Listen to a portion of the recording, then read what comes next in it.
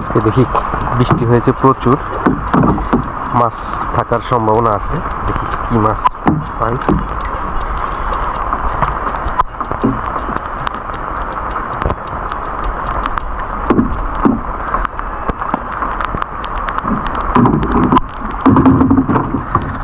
সাপও থাকার সম্ভাবনা থাকে। ওরে বাবারে, কত বড় কুচিয়া! আমরা ইল মাছ যেটাকে বলি, অবশ্য সাথে শিং মাছও আছে।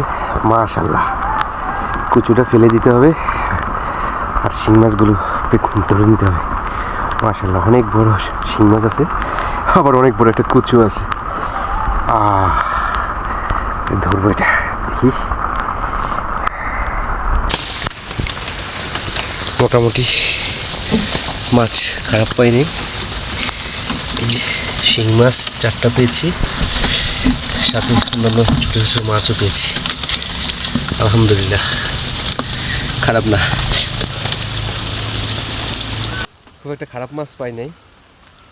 শিং মাছ 4টা পেয়েছি আর অন্যান্য ছোটো ছোটো মাছ কিছু পেয়েছি, চলবে, খারাপ না।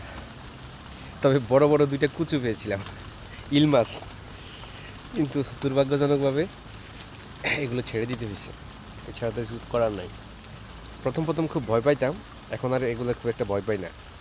প্রতিদিনই 2-3টা সাপ অথবা 2-3টা ইল মাছ পাওয়া যায়, আবার এগুলো ছেড়ে দিই, থাকুক। এগুলো যেহেতু খাই না, তাহলে এগুলোর তো মেরে কোনো লাভ নেই, ক্ষতি করে লাভ নেই।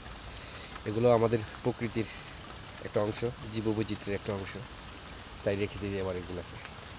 তো ভালো থাকবেন সবাই, আসসালামু আলাইকুম।